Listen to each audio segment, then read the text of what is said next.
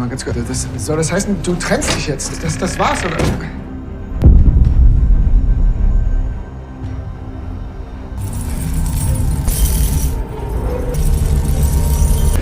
Runter!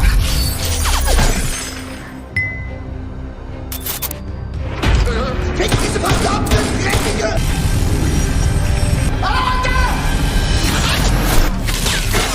Halo guys, selamat datang kembali di Hits Movie. Pada kesempatan kali ini, kita akan membawa sebuah film yang berjudul Brick yang dirilis pada tahun 2025.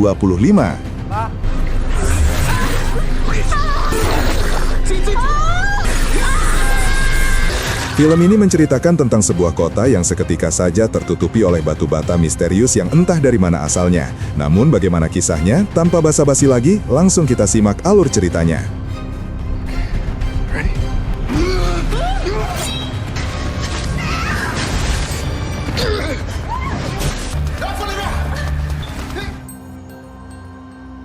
Dem ganzen Projekt. Der Kunde kann doch die Delta nicht um 2 Monate vorziehen. Wir weit vor dem Beta-Test. Mann, da ist der doch vorprogrammiert. Kisah akan berfokus pada seorang developer game bernama Tim yang sedang melakukan Zoom meeting membahas tentang peluncuran game baru mereka. Namun, di tengah deadline yang semakin dekat, sinyal tiba-tiba hilang yang membuat Tim tidak bisa menyelesaikan pekerjaannya dan harus pasrah menunggu petugas WiFi memperbaikinya.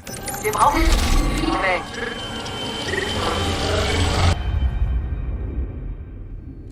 Ketika sedang menunggu itulah, Tim kembali teringat dengan bayangan masa lalu tentang dirinya dan sang istri saat mereka harus kehilangan anak pertama akibat mengalami keguguran. Bahkan karena hal itu jugalah hubungan mereka menjadi renggang dan saling menyalahkan satu sama lain, tapi tidak sampai menyeret keduanya ke jenjang perceraian.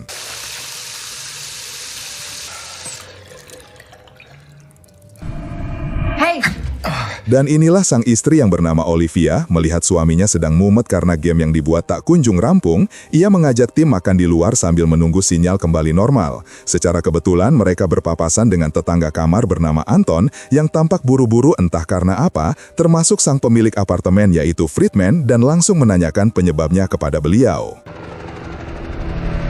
Großbrand in der Hafen City. Nachrichten sind voll davon. Setelah dijelaskan bahwa Friedman juga tidak tahu, mereka dikejutkan dengan beberapa helikopter damkar yang melintas menuju sebuah pusat kebakaran. Friedman menjelaskan jika tadi pagi telah terjadi ledakan hebat di sebuah pelabuhan tak jauh dari wilayah apartemen mereka. Bahkan beliau juga berasumsi jika gangguan sinyal yang terjadi adalah dampak dari peristiwa tersebut. Dikira akan pergi ke restoran, ternyata Olivia membawa Tim makan di mobil van yang baru saja diambil dari bengkel. Dengan fakta bahwa hubungan mereka sedang tidak baik-baik saja, ia mengalah dengan egonya dan mengajak Tim pindah ke Paris malam ini juga. Bahkan Olivia rela bekerja demi bisa memulai kembali hidup baru. Namun karena Tim lebih mementingkan pekerjaannya, ia pun meminta waktu sampai gamenya selesai dirilis. Sorry, ich muss hier ran. Hey, die haben die Veröffentlichung zweimal nach vorne gezogen. Hast du schon davon gehört? Malamnya terjadi sesuatu yang janggal tatkala ada semacam kabut tebal mulai menyelimuti bagian atas apartemen, disusul dengan saluran air yang tiba-tiba berhenti mengalir. Hingga keesokan paginya, saat Tim baru bangun tidur, ia mendapati Olivia selesai berkemas dan sudah bulat dan keputusannya untuk pindah ke Paris seorang diri. Tetapi... Warte mal ganz kurz. Soll das heißen, du trennst dich jetzt? Das war's, oder?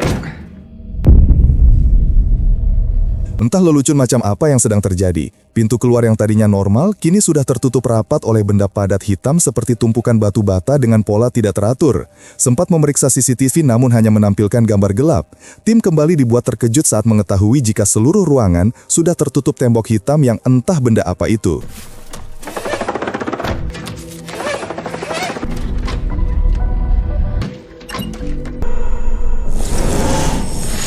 Tim berasumsi jika mungkin ini ada hubungannya dengan renovasi apartemen yang Friedman lakukan. Sementara Olivia mencari tahu tentang jenis material temboknya, Tim menemukan fakta menarik saat ponselnya didekatkan ke dinding yang tak hanya memblokir semua sinyal yang masuk.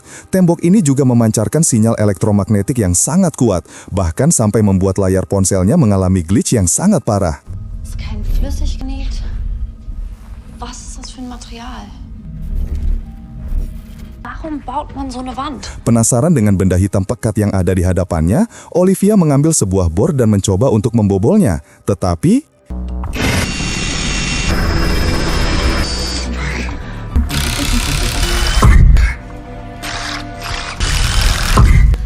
Tak hanya pintu dan jendela, tembok hitam ini juga menutupi hampir semua sudut ruangan. Hingga tak lama mereka mendengar suara teriakan minta tolong dari kamar sebelah dan mereka langsung melakukan pengeboran. Beruntung tembok hitam ini tidak sampai menutupi sekat pembatas kamarnya, sehingga Olivia bisa membobol tembok dan berkomunikasi dengan tetangga yang lain. Hallo?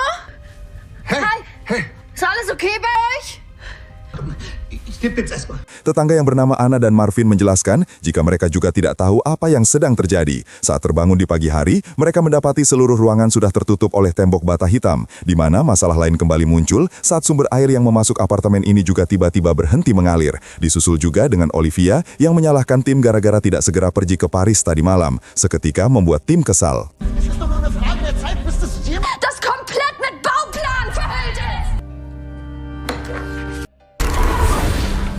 Tim mendapati beberapa komponen ponselnya masih menempel di tembok dan sangat sulit untuk dilepaskan. Olivia yang penasaran pun langsung mengambil beberapa alat dapur untuk ditempelkan, di mana mereka menyimpulkan jika tembok ini terbuat dari semacam material magnetik dengan 4 titik yang memiliki parikan paling kuat. Dan tiba-tiba,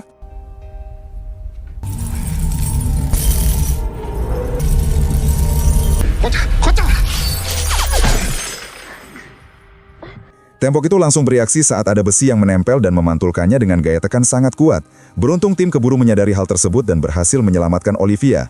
Namun akibat kejadian barusan, ia harus mengalami luka akibat terkena beberapa serpihan tajam.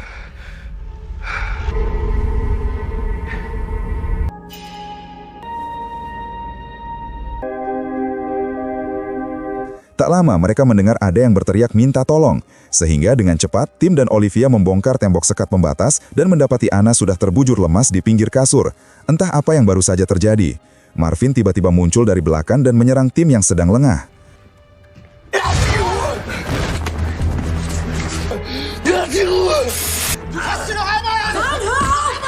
Setelah dijelaskan bahwa Marvin tak sengaja menyerang Anna akibat pengaruh obat yang dikonsumsi, Olivia dan tim memutuskan untuk mengikatnya dengan selotip sampai pengaruh obatnya hilang.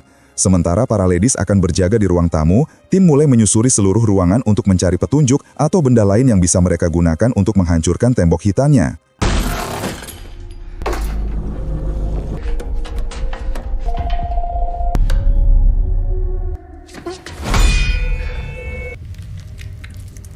Gagal dengan caranya, Olivia baru ingat jika di bawah apartemen ini terdapat bunker rahasia bekas Perang Dunia Kedua yang terhubung langsung ke jaringan metro, alias jalan raya lama yang sudah tak terpakai. Namun untuk bisa sampai ke sana, mereka harus membongkar sekitar 4 lantai dari kamar Marvin saat ini.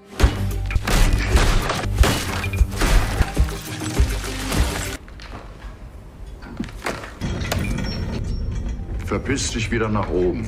Dan tim dikejutkan oleh tuan kamar yang bernama Oswald dan cucunya yaitu Lea. Tim meminta maaf karena telah menghancurkan atap kamarnya. Hal itu terpaksa tim lakukan demi bisa pergi ke bunker rahasia, yang ternyata Oswald juga sudah mengetahuinya. Sambil menunggu Marvin selesai membongkar, Lea bercerita jika tadi subuh saat dirinya pergi ke toilet, pintu dan jendela kamarnya terlihat masih normal-normal saja. Namun saat keluar, tembok hitam itu sudah menutupi semua sudut ruangan. Wir kommen hier raus. Ging alles so schnell. Saat sedang menunggu itulah, tim tak sengaja menemukan detektor asap yang di dalamnya terdapat sebuah kamera kecil. Oswald menegaskan jika ia juga baru mengetahui hal itu, dan ternyata Friedman lah orang yang sudah memasangnya. Sehingga tim langsung memeriksa semua detektor asap yang ada di apartemen dan mendapati semua alatnya sudah terpasang kamera.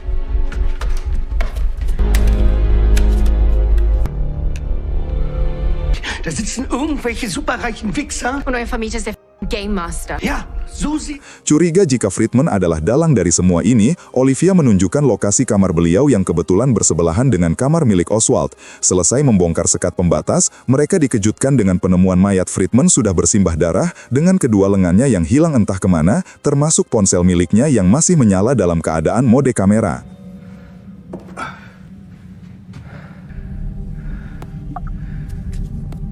Entah apa yang Friedman lakukan dengan foto-foto tembok hitamnya, Marvin kembali melanjutkan pembongkaran dan berhasil masuk ke lantai bawah, yaitu kamarnya si Anton alias tetangga tim yang di awal film sempat saling sapa dengan mereka. Tak lama muncullah seorang penghuni asing bernama Yuri yang mengaku sebagai sahabat dekat Anton dan sudah beberapa hari menginap di apartemen ini. Sag doch mal, was soll das mit der Decke? Das kapiere ich nicht. Das ist ein Luftschutzbunker und der hat einen Zugang nach draußen. Ihr habt überhaupt keine Ahnung, was hier läuft. Dari berita yang Yuri dapatkan, tembok hitam ini adalah sistem keamanan yang sengaja pemerintah bangun demi melindungi warga kota dari serangan kontaminasi yang sedang terjadi di luar. Entah kontaminasi dan bahaya apa yang Yuri maksud, ia juga memberitahu jika Anton sudah tewas akibat alat pacu jantungnya tiba-tiba berhenti saat berada di dekat tembok hitam itu. Von einer Sekunde auf die nächste. Er war schon immer sehr sensibel. Aber auch ein Genie, die was er tat.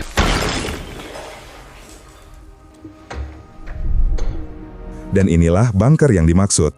Mereka pun bisa sedikit bernafas lega karena apa yang Olivia katakan tentang bunker ini ada benar adanya.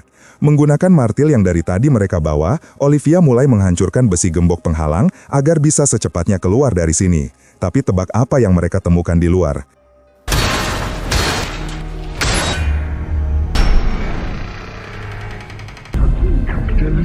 Iya, tak hanya menutupi apartemen, tembok hitam ini juga menembus tanah dan menghalangi pintu keluar bunkernya.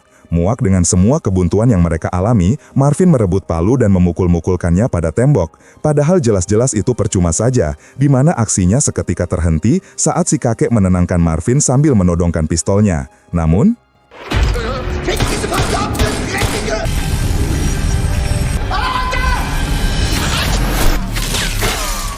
tim lupa memberitahu jika tembok hitamnya dapat memantulkan segala jenis benda logam dengan daya pantul yang sangat kuat, sehingga si kakek yang tidak sempat menghindar pun tewas akibat satu peluru yang bersarang tepat di dadanya.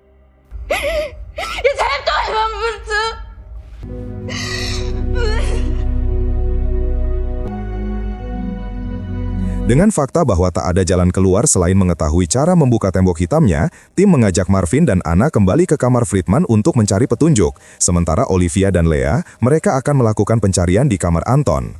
Tak lama, Lea menemukan beberapa sketsa berisi gambar dari temboknya, termasuk kartu nama Anton yang merupakan seorang programmer di perusahaan bernama Epsilon Nano Defense. Nano Defense? Epsilon Nano Defense? Entah perusahaan bidang apa yang Anton geluti, namun dari tumpukan kertas berisi gambar polanya, mereka yakin jika Anton Epsilon Nano Defense dan tembok ini masih memiliki kesinambungan. Hal itu terbukti dari kode yang mereka temukan pada coretan milik Anton yang diyakini adalah sebuah kode untuk bisa membuka tembok hitamnya. Hast du ein Problem damit, Yuri? Dass hier eine tödliche Strahlung reinkommt, sobald ihr die Wand öffnet. Meski kodenya sudah ditemukan, tetap saja mereka tidak tahu cara menggunakannya. Sempat terpikir untuk mengorek petunjuk dari laptop dan ponsel milik Anton. Hal itu percuma saja karena semuanya sudah rusak entah karena apa, di mana Yuri mengatakan jika saat sedang kejadian, Anton sengaja merusak ponsel dan laptopnya akibat depresi karena tak kunjung berhasil membuka temboknya. Wollte er nicht, oder? Mal, versteht mich nicht falsch, es tut mir, dass sich noch jemand wehtut. Saat sedang menyusuri kamar Friedman itulah, tim baru sadar jika ruangannya lebih kecil dari apartemen lain. Curiga jika ada tempat rahasia di dalam sini, tim pun menemukan satu dinding mencurigakan. Disusung dengan Marvin yang menemukan semacam remote berisi tombol kombinasi, sehingga tim menggunakan tepung untuk melihat bekas sidik jari Friedman pada remote tersebut. Okay. Das ist gerade alles in meinem Kopf. Berkat tepung yang tim gunakan, kini kemungkinan mereka memecahkan kode remote-nya akan semakin mudah. Lalu, tim dan Marvin mulai mencoba beberapa kombinasi untuk membuka dindingnya, sementara Anna akan menjemput yang lain dan memberitahukan temuannya ini. Namun, karena Lea masih sibuk mencari petunjuk, ia pun akan segera menyusul belakangan.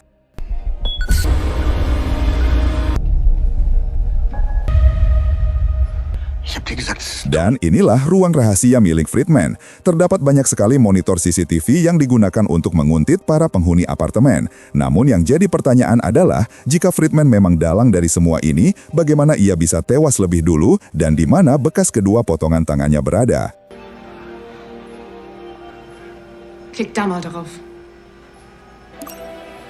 Dengan cepat, tim memeriksa satu persatu rekaman untuk melihat bagaimana tembok ini bisa muncul secara tiba-tiba dan menutup semua apartemen dalam waktu singkat, di mana tim akan sangat dibuat terkejut dengan teknologi canggih yang baru saja ia lihat, karena ternyata tembok hitam ini terbentuk dari jutaan partikel nanomagnetik yang menyatu seperti sebuah hologram dan membentuk tembok padat seperti yang mereka lihat saat ini.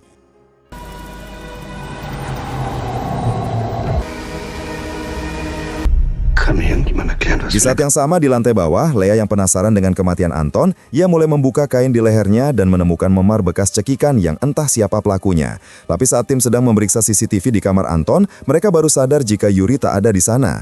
Marvin yang mulai curiga jika ada yang tidak beres dengan Yuri, Marvin pun segera pergi ke kamar Anton untuk memeriksa keadaan Lea.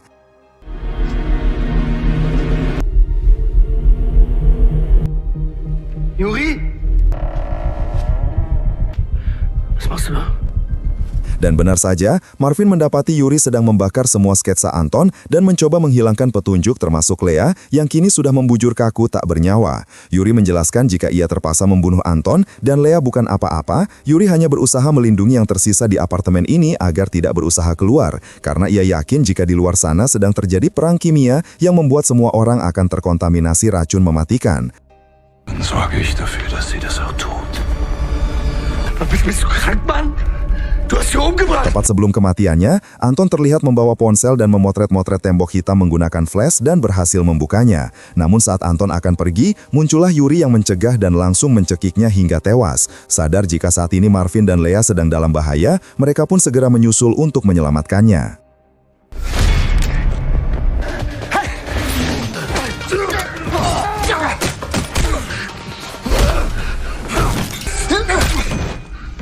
Sambil menunggu Yuri sadar, Tim dan Olivia kembali mencari petunjuk dari sisa kertas yang terbakar. Tim cukup dibuat heran dengan Anton yang mengetahui kode pembukanya. Namun setelah mengecek kembali kartu nama Anton dan lokasi kantor Epsilon berada, Tim baru ingat jika ledakan di pelabuhan pagi kemarin berada di lokasi yang sama dengan tempat Anton bekerja. Curiga jika tembok hitam ini adalah program buatan Epsilon, mereka pun langsung menanyakannya kepada si Yuri ini.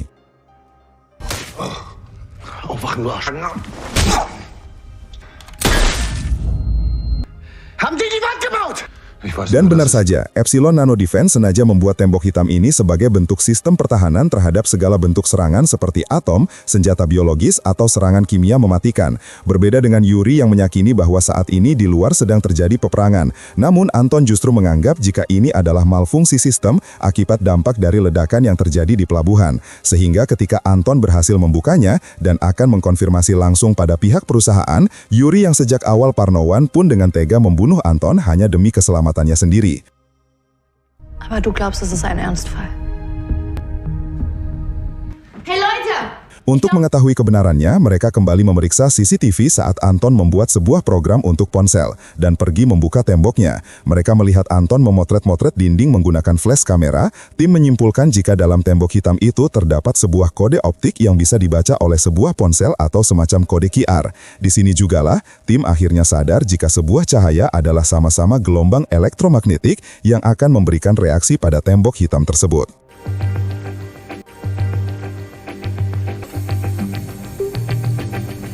Karena Yuri sudah merusak laptop dan ponsel milik Anton, tim yang pada dasarnya sama-sama seorang programmer pun mencoba untuk mengambil data dari ponsel Anton yang rusak dan menggunakan laptop milik Friedman untuk membuat ulang programnya ke dalam ponselnya. Dan mereka kembali ke tembok hitam untuk melakukan pengujian.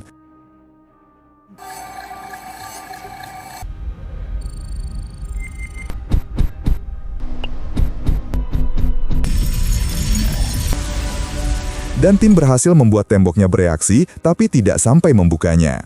Ana yang penasaran, perlahan mendekat dan memasukkan tangannya ke dalam tembok, di mana hal tak terduga terjadi saat tangannya terus tersedot tanpa bisa ditarik lagi. Disusul dengan setiap tepian tembok yang mulai mengeras. Dan tiba-tiba...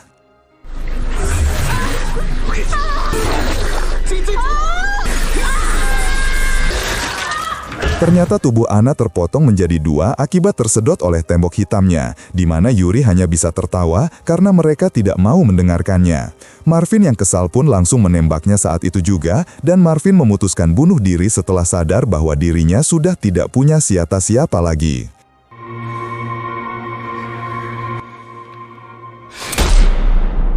Disinilah tim akhirnya sadar bahwa Friedman tewas bukan karena dibunuh, bukan juga dalang dibalik semua ini. Tepat saat Anton berhasil membuka tembok hitam dan dibunuh oleh Yuri, lalu Friedman melakukan hal yang sama dengan tim, yaitu mencoba membuat program melalui ponselnya. Namun karena salah menekan pola, tangannya harus tersedot dan tewas karena kehabisan darah.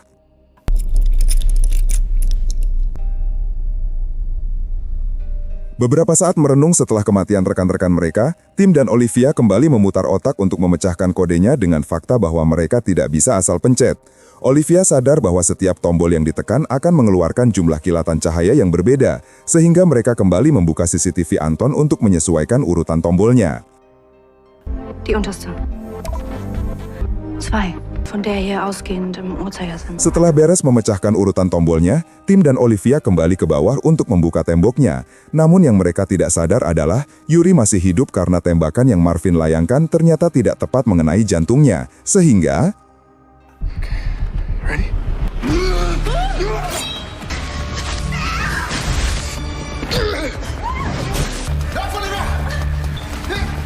Beruntung mereka berhasil lolos dan segera bersembunyi di ruangan bunker, sementara Olivia diminta untuk membuka temboknya. Lalu Tim akan berusaha menahan Yuri agar tidak bisa masuk. Namun, hal itu tak berlangsung lama setelah Yuri berhasil membobol pintu dan kembali menghajar Tim sampai babak belur.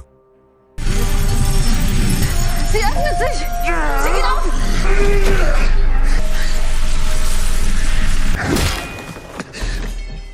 Setelah membogom Yuri dengan martil hingga tewas, mereka belum bisa bernafas lega karena masih kepikiran dengan keadaan di luar yang bisa saja malah semakin buruk.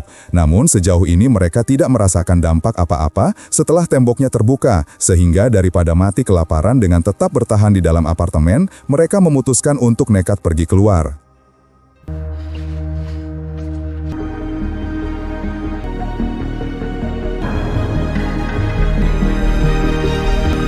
Ternyata tidak ada perang nuklir, tidak ada serangan biologis, tidak ada juga gas kimia berbahaya, yang ada hanya bangunan-bangunan yang sudah tertutup rapat oleh tembok hitam. Setelah memutar radio di dalam mobil, akhirnya terungkaplah bahwa peristiwa ini murni akibat kebakaran di Epsilon Nano Defense yang tak sengaja mengaktifkan pertahanan rahasia, alias tembok hitam yang mengurung hampir semua kota di wilayah ini.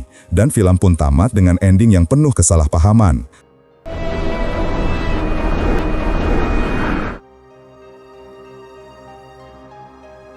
Pesan yang bisa kita ambil dari film ini adalah berasumsilah dengan baik dan selesaikan masalah dengan pikiran yang jernih serta hati yang tenang. Karena sedikit saja salah melangkah akibat pikiran yang salah untuk tujuan yang baik, justru itu yang membawa kita ke arah yang buruk. Itu saja ya guys.